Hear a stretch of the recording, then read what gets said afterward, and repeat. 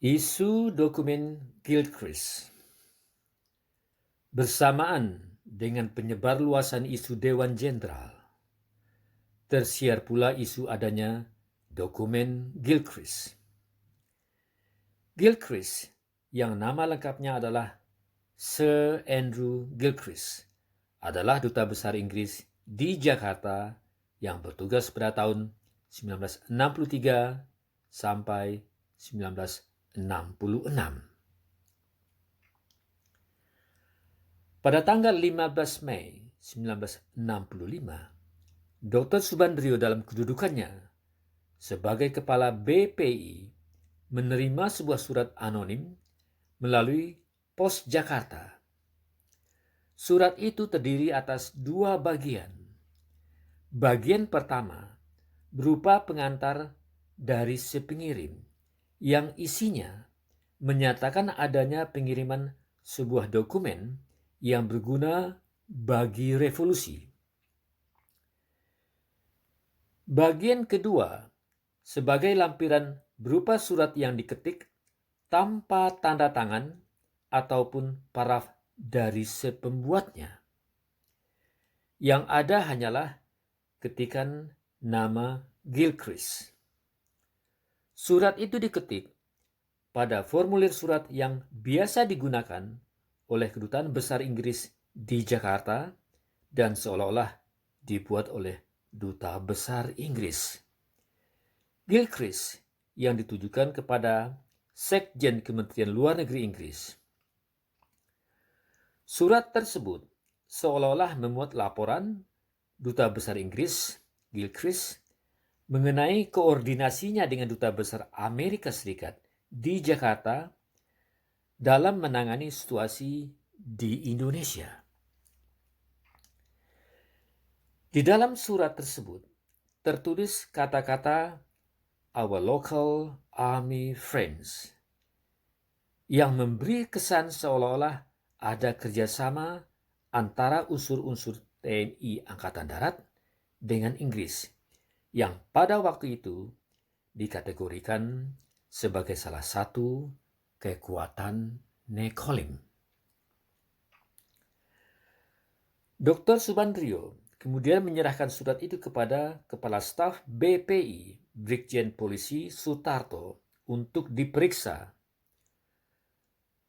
Setelah surat diterima, Brigjen Polisi Sutarto tidak mengadakan pemeriksaan tentang otentik atau tidaknya dokumen itu di laboratorium Departemen Angkatan Kepolisian.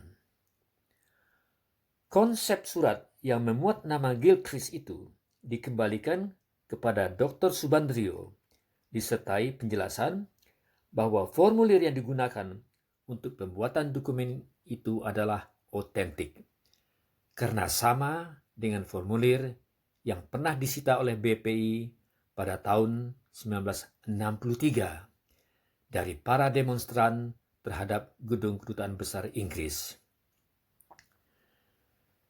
Dr. Subandrio kemudian memerintahkan Kepala Staf BPI, Brigjen Polisi Sutarto, untuk memperbanyak dokumen Gilchrist itu.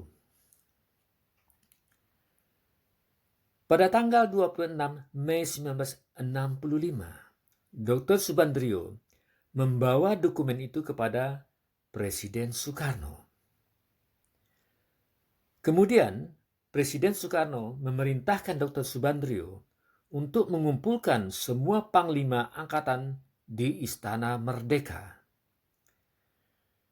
Keesokan harinya, lebih kurang pukul 10.00, hadir para panglima angkatan yang terdiri atas Menpangat, Letjen TNI Ahmad Yani, Menpangal Laksma Madya R.E. Marta Dinata, Menpangau yang diwakili oleh Laksda Udara Sri Mulyono Herlambang, Menpangak Irjen Polisi Sucipto Yudo Diharjo, dan Dr. Subandrio.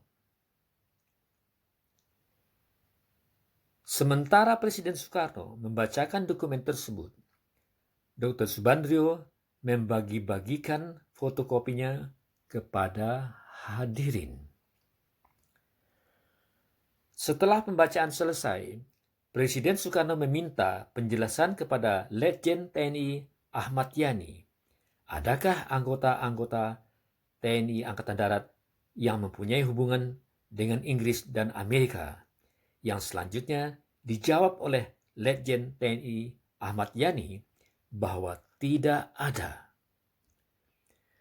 Kemudian Presiden Soekarno menanyakan pula desas-desus tentang adanya Dewan Jenderal yang menilai kebijaksanaan beliau. Pertanyaan itu pun dijawab pula dengan tidak ada. Dengan telah dilakukannya pertemuan tersebut, TNI Angkatan Darat menganggap bahwa syak wasangka dalam kaitan dengan dokumen tersebut dan masalah Dewan Jenderal telah dijernihkan. Namun kenyataannya tidak demikian, karena Dr. Subandrio telah memperbanyak apa yang disebut dokumen Gilchrist itu sejumlah eksemplar dan membawanya ke luar negeri sewaktu ia menyertai Presiden Soekarno menghadiri Konferensi Asia Afrika kedua yang sedianya akan diadakan pada pertengahan tahun 1965 di Aljazair. Dr. Subandrio membagi-bagikan fotokopi dokumen Gilchrist itu kepada para anggota delegasi negara-negara peserta yang sedang berada di Kairo. Dengan demikian, isu adanya dokumen Gilchrist telah meluas ke luar negeri. Sebagai kepala BPI, Dr. Subandrio seharusnya melakukan penelitian secara cermat lebih dahulu dan tidak langsung melaporkannya kepada Presiden Soekarno. Dengan melaporkannya langsung kepada Presiden Soekarno, Dr. Subandrio telah melakukan tindakan yang menguntungkan garis politik dan strategi PKI.